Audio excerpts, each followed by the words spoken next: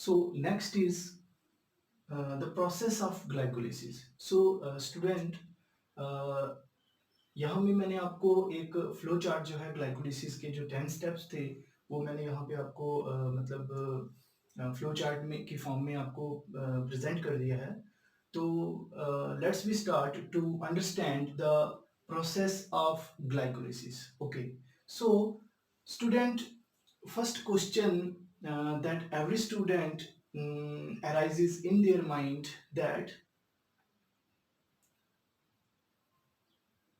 in order to start the process, which is the very first step?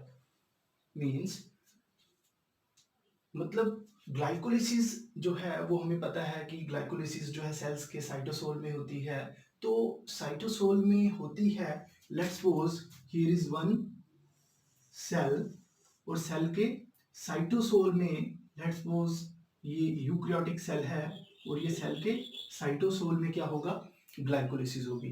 तो first step क्या होगा, first step क्या होगा, मतलब ग्लाइकोलिसिस प्रोसेस स्टार्ट कैसे होगी. तो सबसे पहले क्या होगा, सबसे पहले अपटेक ऑफ ग्लूकोज मॉलिक्यूल. सबसे पहले क्या होगा, Uptake of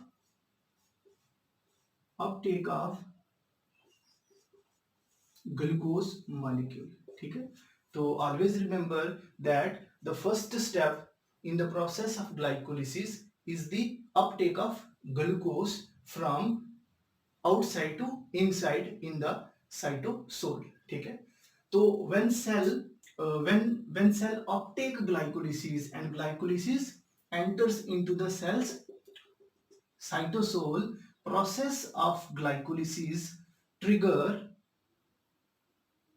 process of glycolysis trigger on the basis of the condition of cell, that cell require energy or not. अगर सेल में एनर्जी स्टेटस लो है तो ग्लाइकोलिसिस प्रोसेस जो है वो कंटिन्यूसली वहां चलती रहेगी, और अगर सेल में जो एनर्जी स्टेटस है वो हाई है तो after some time, after some steps of glycolysis, regulatory step जो होंगे आगे डिटेल में पढ़ेंगे, कुछ रेगुलेटरी स्टेप्स होंगे जो प्रोसेस को स्टॉप कर देंगे. बेसिकली एक नेचर का लॉ है कि नेचर जो है किसी भी प्रोसेस को स्टार्टिंग में रेगुलेट कर लेता है. मतलब उसके स्टार्टिंग के कुछ स्टेप्स होंगे जहां पे नेचर क्या करेगा, मतलब उसको स्टॉप कर लेगा. अगर जरूरत नहीं है एनर्जी की तो प्रोसेस स्टॉप हो जाएगी.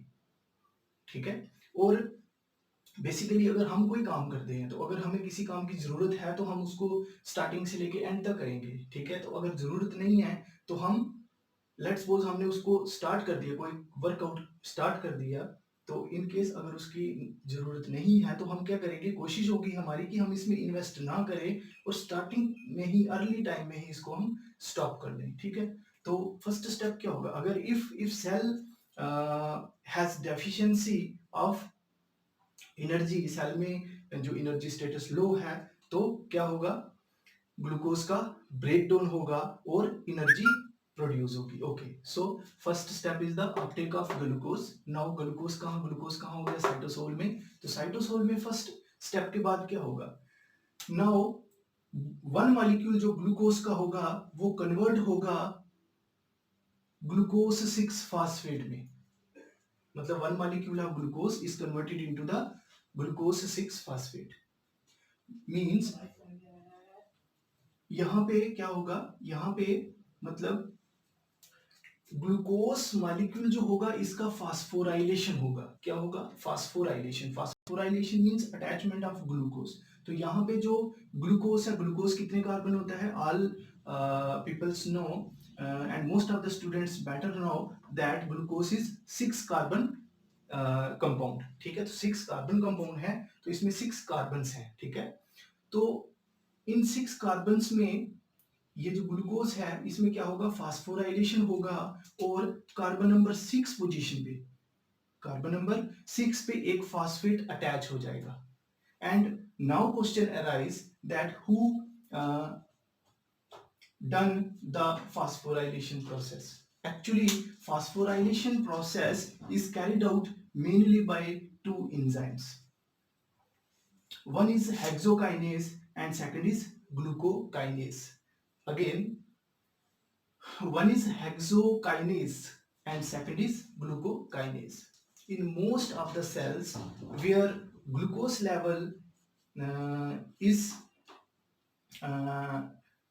High but not very abundant, मतलब हाई होगा, ग्लूकोज नॉर्मल होगा, ठीक है, तो बहुत ज्यादा अबेंडेंट नहीं है, तो वहां पे हेक्सोकाइनेज जो है वर्कआउट करेगा और हेक्सोकाइनेसिस जो है वो फास्फोराइलेशन करेगा ग्लूकोज का और कन्वर्ट करेगा ग्लूकोज 6 फास्फेट में.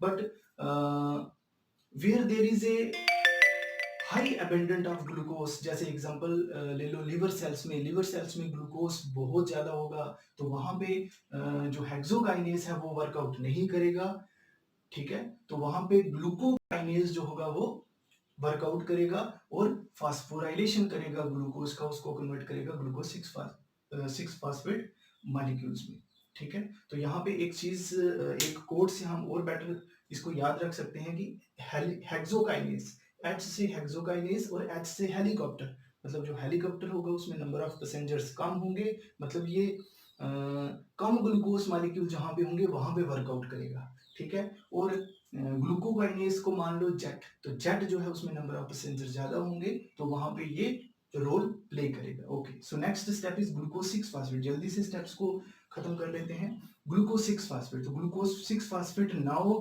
Converted into fructose 6 phosphate, now converted into fructose 6 phosphate in presence of enzyme phosphoglucoisomerase. Here only modification is ongoing, मतलब यहाँ पे सिर्फ मॉडिफिकेशन हुई है, ग्लूकोज 6 फास्फेट को मॉडिफाई किया गया है फ्रक्टोज 6 फास्फेट में. किसने किया? फास्फोग्लूकोआइसोमेरेज ने.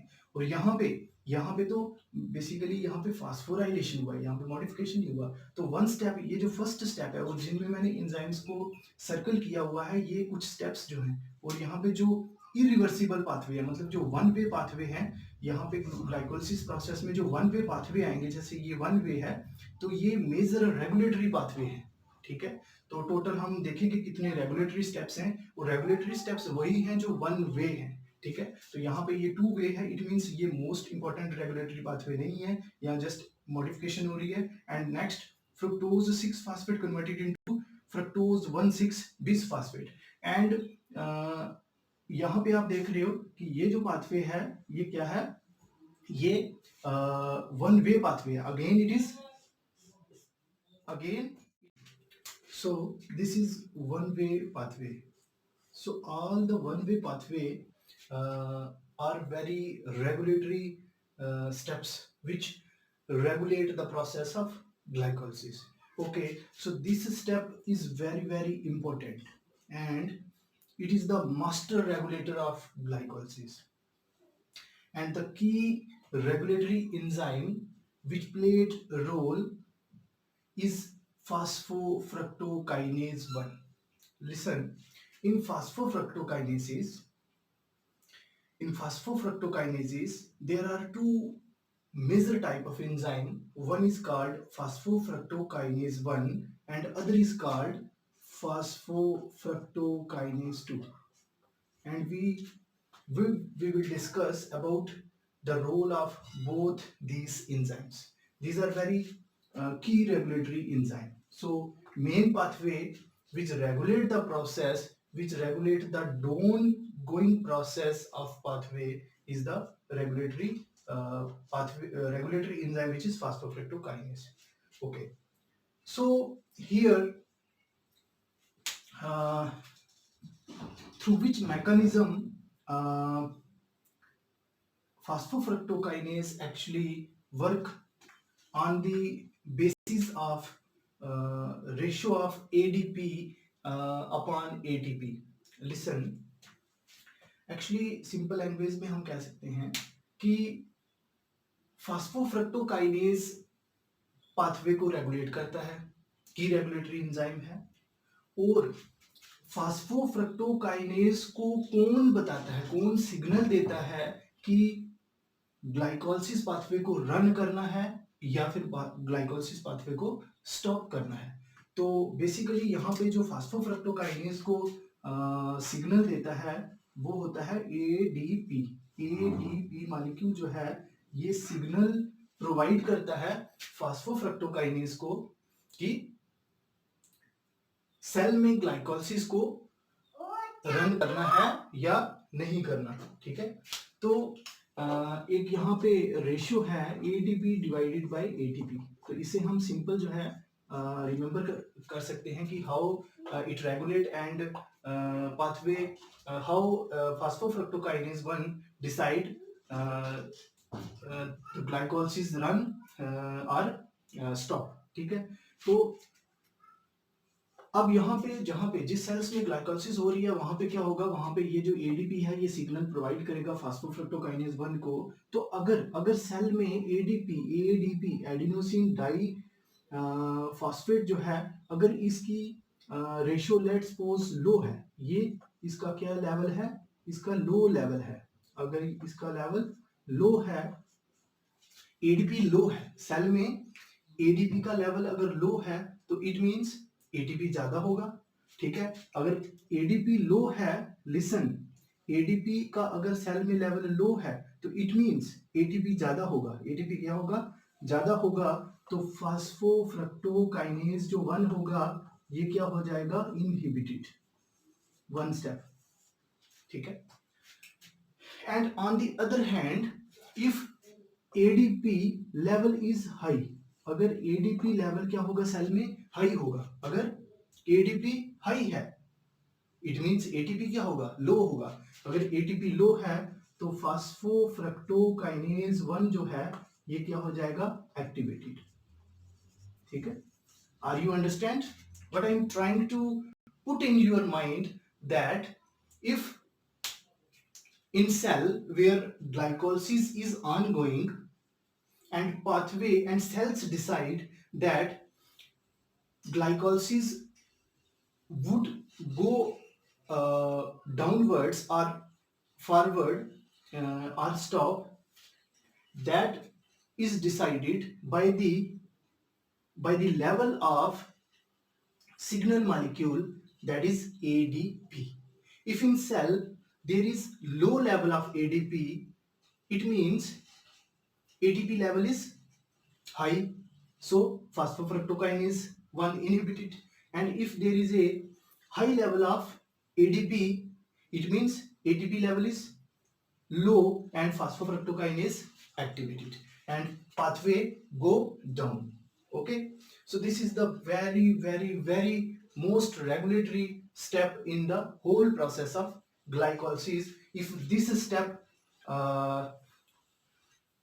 cross, then glycolysis move towards their final product, that is the two molecule of pyruvate. So next step, fructose 1,6 bisphosphate, fructose 1,6 bisphosphate जो है ये क्या होगा, यहां से बनेगा। ठीक है, and one more concept you must to understand, that on the other hand there is also another bifunctional enzyme. Let me draw here for your better understanding purposes. Here is another bifunctional enzyme, phosphofructokinase 2 with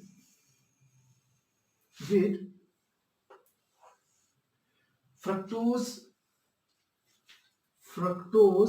1,6 bisphosphatase. Okay, so this is bifunctional enzyme.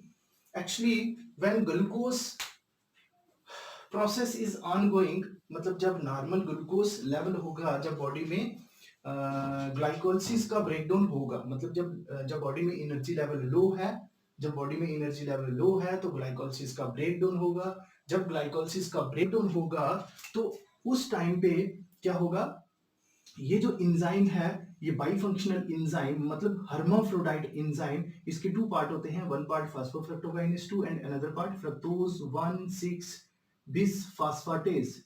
ठीक है, fructose 1,6 bisphosphatase. Okay, so when they are normal, ठीक है, तो ये क्या होगा, इसका जो ये पार्ट है फ्रक्टोज फास्फोफ्रक्टोकाइनेज 2 जो है ये एक्टिव होगा। ओके, एंड दिस पार्ट जो है, अनदर पार्ट जो होगा, ये क्या होगा, इनएक्टिव होगा.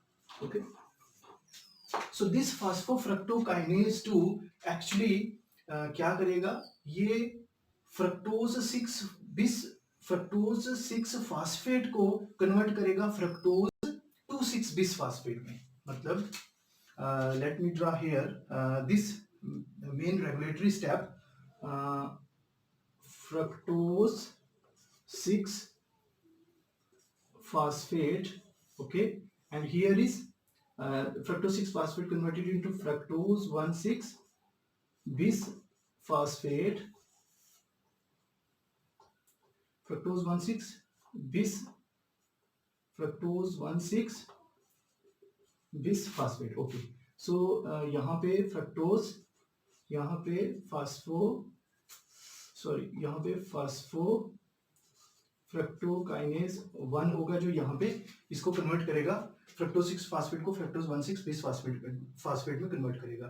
तो ऑन द अदर हैंड यहाँ पे ये बाइफंक्शनल एंजाइम है, नॉर्मल कंडीशन में ये है, इसका ये जो पार्ट है फास्फो फ्रक्टोकाइनेज 2 जो है ये एक्टिव होगा, और ये क्या करेगा, ये इस स्टेप पे यहाँ पे वर्कआउट करेगा. Actually phosphofructokinase 2 actually work here and convert fructose 6 phosphate to fructose 2,6 बिस phosphate.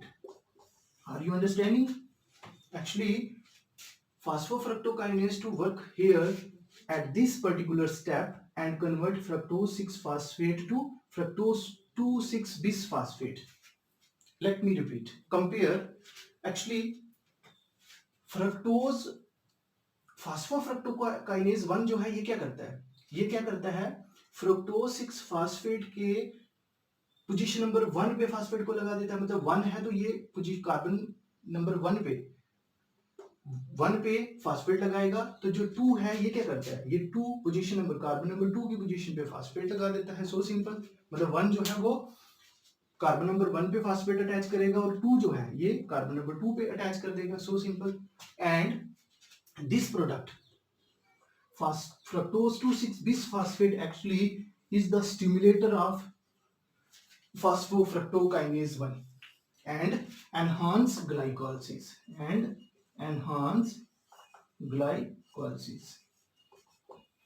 got it?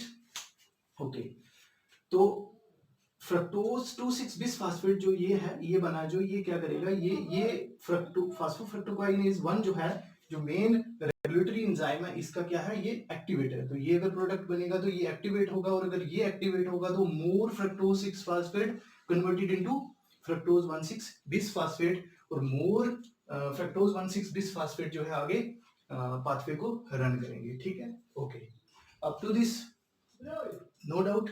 Okay, so here one more concept you must to remember and must to understand. Actually on one side this activate fructose phosphofructokinase 1, and on other hand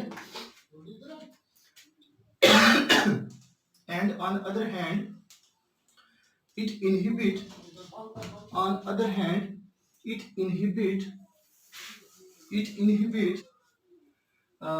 actually let me draw again.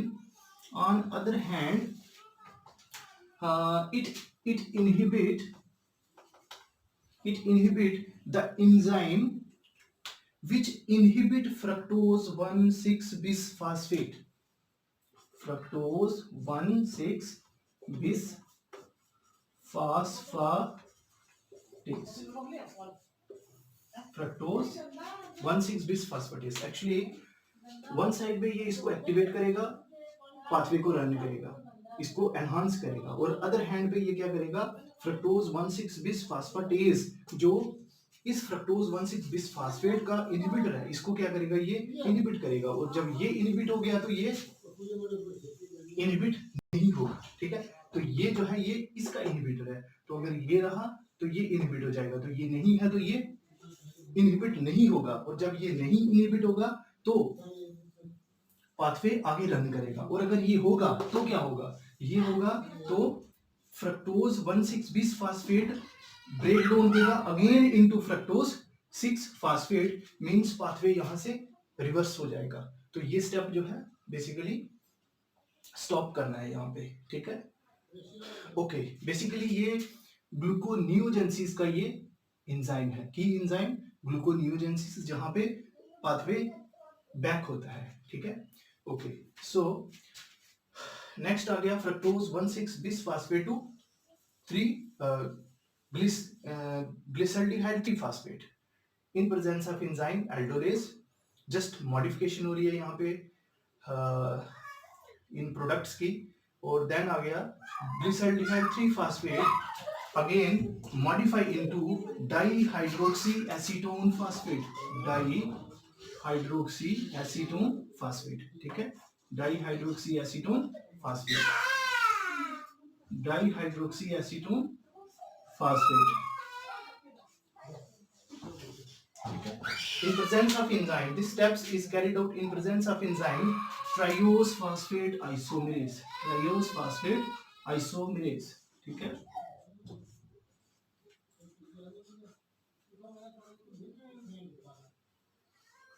So first step, one way it is irreversible, second step reversible two way pathway, third step irreversible one way, next step ये क्या है, irreversible, sorry, reversible two way pathway, reversible, and you self people also intelligent, and this pathway is two way pathway and it is reversible, ठीक है। तो and after that next आ गया actually from here from first step, at first step यहाँ पे first step में जब phosphorylation हुआ तो इन्वेस्टमेंट ऑफ 1 एटीपी, ठीक है। यहाँ पे एक एटीपी मॉलिक्यूल का इन्वेस्टमेंट हुआ, ठीक है। And again at this step, this regulatory step, यहाँ पे अगेन जो है 1 एटीपी मॉलिक्यूल जो है यहाँ पे इन्वेस्टमेंट होता है और 1 ATP converted into ADP plus inorganic phosphate, ठीक है। So up to this step यहाँ पे अब तक हमने टोटल मतलब हमने 2 एटीपी मॉलिक्यूल्स जो है वो इन्वेस्टमेंट की, मतलब glycolysis is overall pathway for energy production, but up to this हम यहाँ पे क्या कर रहे हैं फॉर द एनर्जी प्रोडक्शन। अभी तक हम क्या कर रहे हैं, अभी तक हम इन्वेस्टमेंट कर रहे हैं, हमने 2 मॉलिक्यूल्स इन्वेस्ट किए हैं, मतलब अभी हमारी प्रिपरेशन चल रही है फॉर द एनर्जी प्रोडक्शन। सो इसके बेस पे इसको हम क्या कहते हैं, इसको कहते हैं प्रिपरेटरी फेज और इन्वेस्टमेंट फेज, ठीक है। प्रिपरेटरी फेज और investment phase. Okay, so next आ गया अगेन यहाँ से ग्लिसल्डिहाइड जो हमारे पास बना था, यहाँ पे ग्लिसल्डिहाइड फास्फेट। अच्छा, one step you also must to remember that fructose 1,6 bisphosphate converted into 3-phosphoglyceraldehyde, glyceraldehyde 3-phosphate, and on other hand fructose 1,6 bisphosphate converted into dihydroxyacetone phosphate, and then dihydroxyacetone phosphate again converted into glyceraldehyde 3-phosphate. So total now after this step there is total 2 molecules of glyceraldehyde 3-phosphate. So we write here that 2, we indicated 2, मतलब अब हमारे पास total कितने हैं, पहले एक molecule चल रहा था, अब कितने हो गए 2 ग्लिसल्डिहाइड 3-phosphate है। यहाँ पे हमारे पास टोटल 2 ग्लिसल्डिहाइड 3-phosphate बने, ठीक है। और 2 ग्लिसल्डिहाइड 3-phosphate जो है लेटर आगे हम देखते हैं फाइनल प्रोडक्ट में पाइरूवेट बनेंगे, ठीक है। तो 2 ग्लिसल्डिहाइड 3-phosphate जो है रिवर्सिबली जो है यहाँ पे कन्वर्ट होंगे 1,3 बिस फास्फोग्लिसरेट, ठीक है। 1,3 बिस फास्फोग्लिसरेट में by in presence of enzyme glucose in presence of enzyme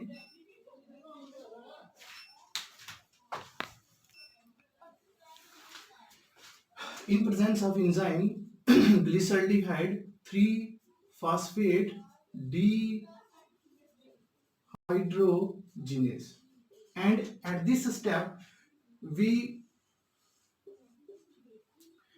obtain, यहाँ पे इस स्टेप्स में 2NAD पॉजिटिव जो है ये 2NADH प्लस 2 हाइड्रोजन में कन्वर्ट होती है। मतलब हमारे पास यहाँ पे 2NADP 2NADH जो है रिड्यूस्ड फॉर्म ऑफ एनर्जी जो है यहाँ पे प्रोड्यूस होती है।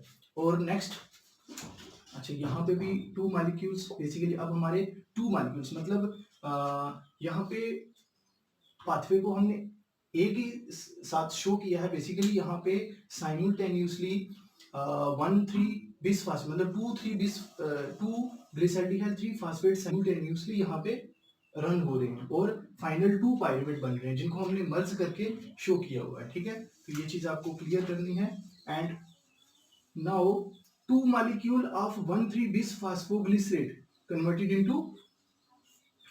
into 3 phosphoglycerate।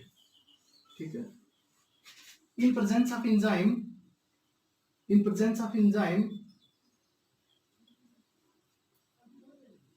phosphoglycerate kinase, in presence of enzyme phosphoglycerate kinase। तो student you must to remember that जहां पे काइनेज एंजाइम के साथ आ रहा है तो इट मींस वहां पे फास्फोराइलेशन हो रहा है। तो जहां पे फास्फोराइलेशन होता है तो वहां पे या तो एटीपी प्रोड्यूस होता है या एटीपी कंज्यूम होता है। तो यहाँ पे हमारे पास 2 एटीपी जो है 2 एटीपी अगेन जो है यहाँ पे प्रोड्यूस हो रहे हैं। 2 ATP produced by conversion of 2Na to ADP plus inorganic phosphate। And इस स्टेप में हम देख रहे हैं कि यहाँ पे हमारे पास डायरेक्ट जो है फॉर्म ऑफ एनर्जी प्रोड्यूस हुई है। मतलब 2 एटीपी मॉलिक्यूल डायरेक्ट प्रोड्यूस हुए हैं। तो इसलिए हम इसको क्या करते हैं, इसको हम कहते हैं फर्स्ट सबस्ट्रेट लेवल फास्फोरिलेशन। इसको थोड़ा मैं साइड पे लिख लेता हूं, फास्फोग्लिसरेट काइनेज। तो ये है फर्स्ट सबस्ट्रेट लेवल फास्फोराइलेशन। ठीक है, so now 2 molecule of 3 phosphoglycerate now converted reversibly into 2 molecule of phosphoglycerate। ठीक है, in presence of enzyme phosphoglycerate mutase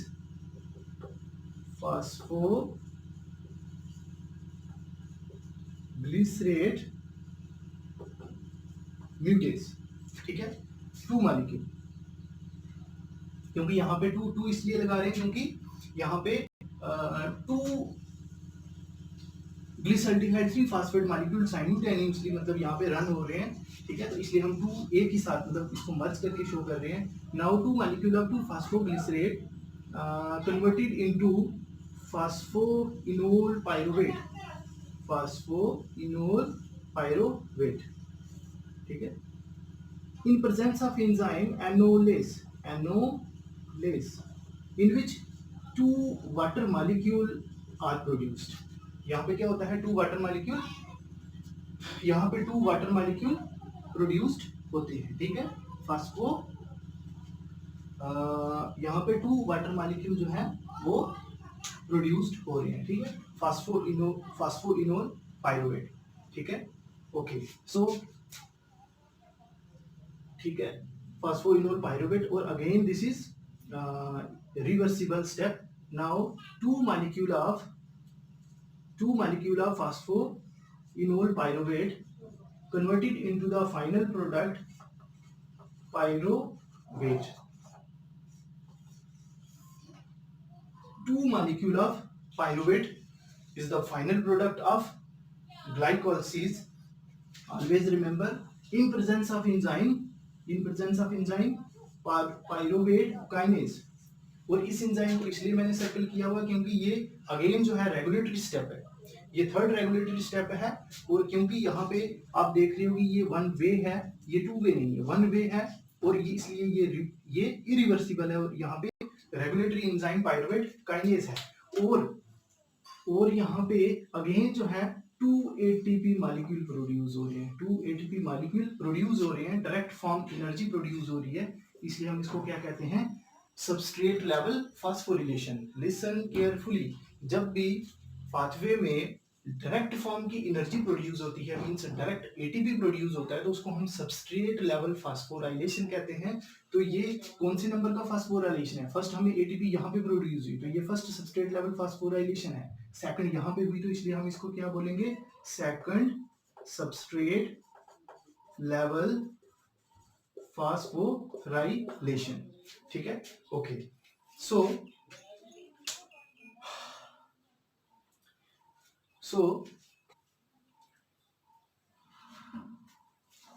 in whole the pathway of glycolysis, again I am repeating and I am trying to put in your mind that there are three main regulatory pathway, three main regulatory step. The first one is glucose 2. When glucose is converted into glucose 6 phosphate, enzyme involved hexokinase in case of most of the cells, and glucokinase in case of liver cells where there is abundant amount of glucose, and here 1 ATP is used. ठीक है, and second regulatory steps, इनको mark कर देता हूँ। Regulatory step, second regulatory step where fructose, जहाँ पे fructose 6 phosphate जो है, ये फ्रक्टोज 6 फास्फेट कन्वर्ट होता है फ्रक्टोज 1,6 बिस फास्फेट में। ठीक है, इन प्रेजेंस ऑफ एंजाइम फास्फोफ्रक्टोकाइनेज 1। ठीक है, सेकंड रेगुलेटरी स्टेप। ठीक है, और यहाँ पे मैंने फास्फोफ्रक्टोकाइनेज जो 2 है, फास्फोफ्रक्टोकाइनेज 2 का भी आपको इंपॉर्टेंस यहाँ पे बता दिया था। ठीक है, फास्फोफ्रक्टोकाइनेज 2 वन साइड फास्फोफ्रक्टोकाइनेज 1 का एक्टिवेटर है, और अदर साइड ये इसके इनहिबिटर को, मतलब फ्रक्टोज 1,6 बिस फास्फेट का जो इनहिबिटर है उसको ये इनहिबिट करता है। ठीक है, तो ग्लाइकोलाइसिस को एनहांस करता है। थर्ड रेगुलेटरी स्टेप आ गया ये वाला, जिसमें phosphoenol pyruvate converted into 2 molecule of pyruvate in presence of enzyme pyruvate kinase। ठीक है, तो यहाँ पे 2 ATP मॉलिक्यूल प्रोड्यूस हो रहे हैं, तो ATP प्रोड्यूस हो रहा है तो सबस्ट्रेट लेवल फास्फोरिलेशन है। ठीक है, ओके। तो okay, so one more concept you also must to understand that, यहाँ पे हम बात कर रहे थे, यहाँ पे जब 1,3 बिस फास्फोग्लिसरेट कन्वर्ट हो रहा था 3 फास्फोग्लिसरेट में इन प्रेजेंस ऑफ एंजाइम फास्फोफ्रक्टोकाइनेज में, और यहाँ पे 2 ATP प्रोड्यूस हो रहे थे। ठीक है, एंड लेट्स सपोज यहाँ पे मान लो कि if cell is RBCs, let's suppose if cell is RBCs, मतलब अगर ये लेट्स सपोज ये जो ग्लाइकोलाइसिस पाथवे ये जो रन हो रहा है ये आरबीसीज सेल्स में है ये कहाँ पे है, अगर ये आरबीसीज में है। ठीक है, अगर ये आरबीसीज में है, या फिर लेट्स सपोज मान लो जहाँ पे ऑक्सीजन डेफिशिएंट कंडीशन है, सीवियर हाइपोक्सिया है, मतलब ऑक्सीजन नहीं है, हाइपोक्सी कंडीशन में, या फिर लेट्स सपोज हाई एल्टीट्यूड पे, ऐसी अगर कंडीशंस है तो इसमें क्या होगा, आरबीसी इरिथ्रोसाइट्स की पर्टिकुलर बात हो रही है, रेड ब्लड कार्पसेल्स की बात हो रही है, तो उस कंडीशन में क्या होगा, यहाँ पे एक एंजाइम होता है म्यूटेस बिकम एक्टिवेट होगा, and what mutase actually done, mutase convert 1,3 बिस phosphoglycerate to 2,3 diphosphoglycerate. Again mutase convert 1,3 bisphosphoglycerate to 2,3 bisphosphoglycerate are commonly called as 2,3-DPG।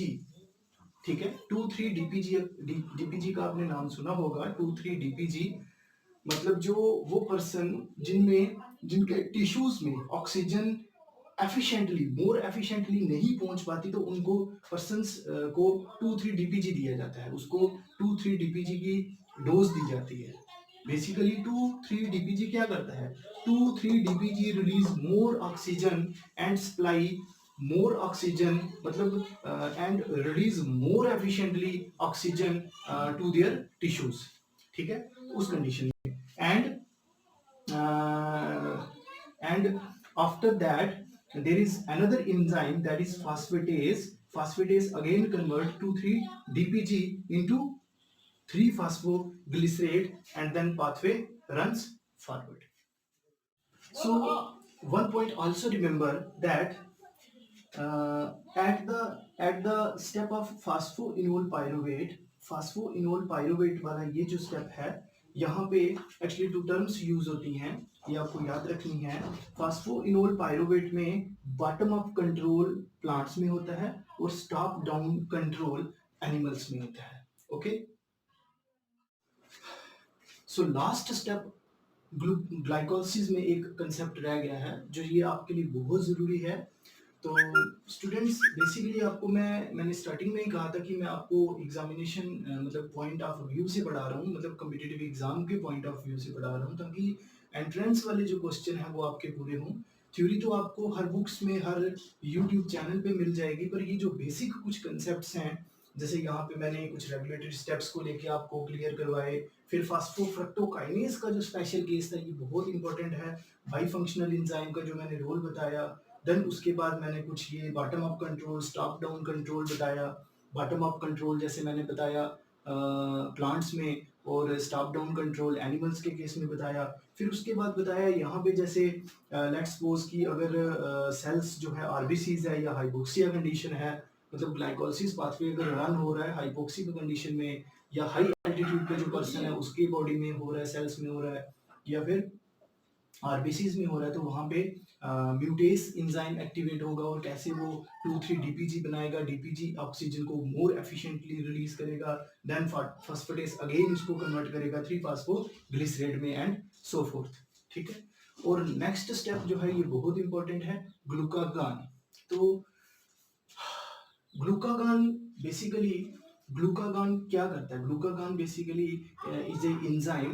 ग्लूकागान एक एंजाइम है जो पैनक्रियाटिक सेल्स से रिलीज होता है. तो पैनक्रियाटिक सेल्स में जो अल्फा सेल्स होते हैं, अल्फा सेल्स जो पैनक्रियास के होते हैं, alpha cells of pancreas releases ग्लूकागान.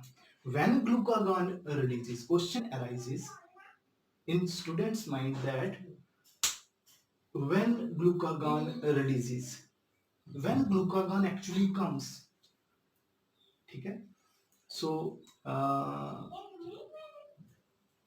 Very easy way to remember,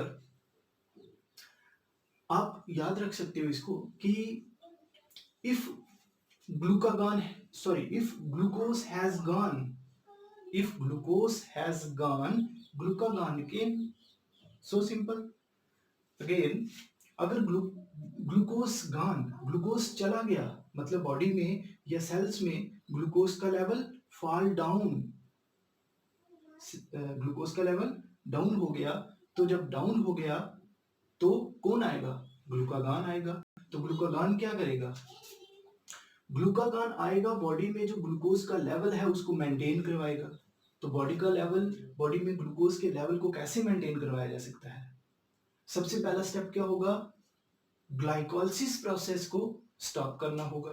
means glycolysis में ग्लूकोज का ब्रेकडाउन होता है. तो बॉडी में जब ग्लूकोज कम है, ऑलरेडी बॉडी में ग्लूकोज लेवल जो है वो कम है, तो ग्लूकोज के ब्रेकडाउन को स्टॉप करना है. तो ग्लूकागान क्या करेगा? First of all stop the glycolysis process. और सेकंड स्टेप क्या करेगा? ग्लूकागान का क्या मेन इंपॉर्टेंट रोल होगा? सेकंड स्टेप होगा कि अब कुछ न्यू फॉर्मेशन करेगा ग्लूकोज का, मतलब बॉडी में ग्लूकोज को दोबारा से बनाया जाएगा और एक न्यू तरीके से बनाया जाएगा, क्योंकि बॉडी में कार्बोहाइड्रेट नहीं है.